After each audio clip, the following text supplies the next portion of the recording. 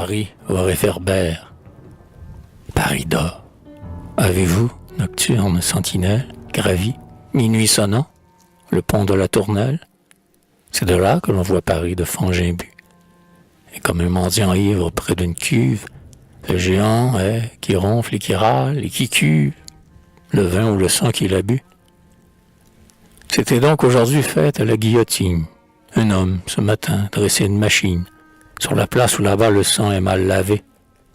Au peuple qui hurlait comme autour d'une orgie, le bourreau là se jetait avec sa main rougie, une tête sur le pavé. Et puis voici surgir la vieille cathédrale, avec son front rugueux et son bourdon qui râle, comme un large vaisseau portant l'humanité. Déployant ses deux mâts, avançant sa carène, elle semble être prête, en labourant la reine, à partir pour l'éternité. Entendez-vous dans l'ombre aboyer les cerbères? J'aime à voir dans les flots briller les réverbères. C'est un concert de nuit, c'est la grande cité. Avec ses yeux de feu qui de loin me regardent, c'est la voix d'une ronde ou le fusil d'un garde qui passe dans l'obscurité. Pendant que je suis là, que de haine assouvie, c'est le fils, du linceul couvrant sa mère en vie, le vieux magicien interrogeant l'enfer. La veuve qui poursuit quelques passants qui rôdent et se vautre avec lui dans la couche encore chaude d'un époux qui vivait hier. Mais, à tombe perdue dans la cité béante, je suis seul, pas de main à ma main suppliante ne s'unit. Non, pour moi, pas de souffle embaumé, pas un regard de miel, pas une lèvre rose, pas de sein où mon front fatigué se repose, et je mourrai sans être aimé. Si, du pont dans les flots, ma tête la première tombait, des bateliers, quand viendra la lumière, porteraient à la morgue un cadavre inconnu. Et demain seulement, ma pauvre et vieille mère, en roulant dans ses yeux une douleur amère, se pencherait sur mon corps nu. Une voix par derrière, en riant, me tutoie. Un bras lassé fini dans l'ombre me coudoie. Une femme, en passant, que je n'ose toucher.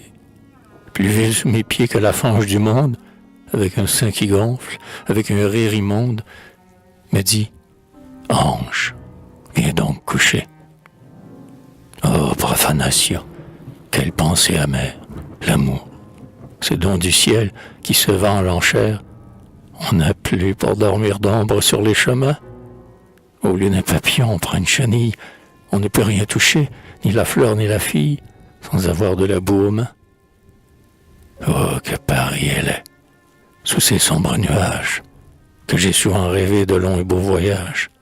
J'aimerais tant le ciel, tes palmiers d'Orient, la gazelle qui fuit à l'ombre des platanes, et sous un débrodé les magiques sultanes qui regardent en souriant. Ou, dans un vieux donjon, ma muse châtelaine vide près du foyer sa coupe de vin pleine. J'ai des vassaux, le soir, qui parlent du vieux temps. Un ami vient s'asseoir près de l'âtre fidèle. Je vois à ma fenêtre un nid où l'hirondelle doit revenir pour le printemps. Dans un monde encore vierge, au champ d'Océanie, je voudrais promener ma fortune bannie. Moi je suis fils des eaux, de l'orage et des vents. Je voudrais, habitant d'une cité flottante, vivre au milieu d'un fleuve et déployer ma tente sur les joncs et les flots mouvants. 20 rêves. Pour voler, mon coursier n'a pas d'aile. Personne ne voudra me prendre en sa nacelle. L'argent, froid positif, m'enchaîne sur ses bords.